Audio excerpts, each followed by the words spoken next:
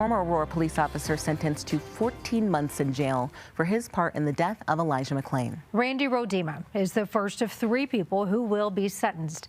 The 23-year-old black man died more than 4 years ago after a violent encounter with Aurora police officers, including Rodema. McClain was held down and injected with ketamine.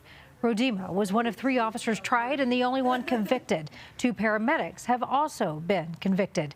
Your reporter Karen Morfitt is on our top story for us tonight. And Karen, you have been in the courtroom for the trial, now the sentencing on yet another emotional day.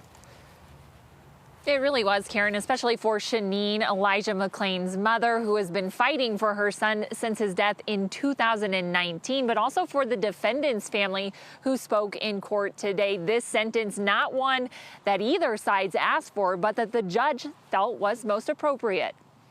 For months, Sheneen McClain has returned to the same courtroom, sitting in the same row, listening. On Friday afternoon, it was her turn to speak. My son will never be a dad, an uncle, or a grandfather. Randy Rodema stole my son's life.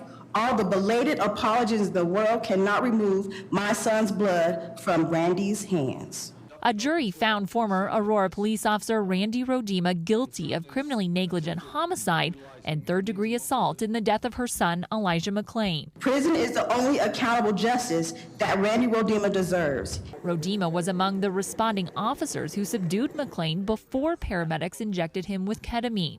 His sentencing, the first time he's spoken out about that night publicly. I cannot help but contemplate all the different scenarios that could have taken place that evening that may have resulted in a different outcome. Before learning his fate, he, his family, and friends pleaded with the judge for leniency, asking only for probation versus a potential 3 years in prison.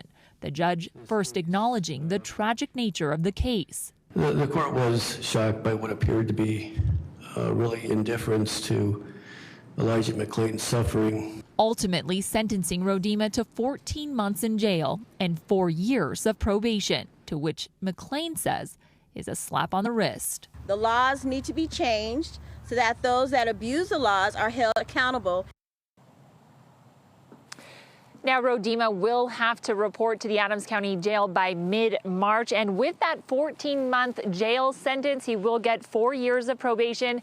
And during his jail time, will have work release. The 2 paramedics that were also involved in this case that were also convicted after their trials will also be sentenced in March. We're live tonight in Adams County. Karen Morfitt covering Colorado First. All right, Karen, thank you.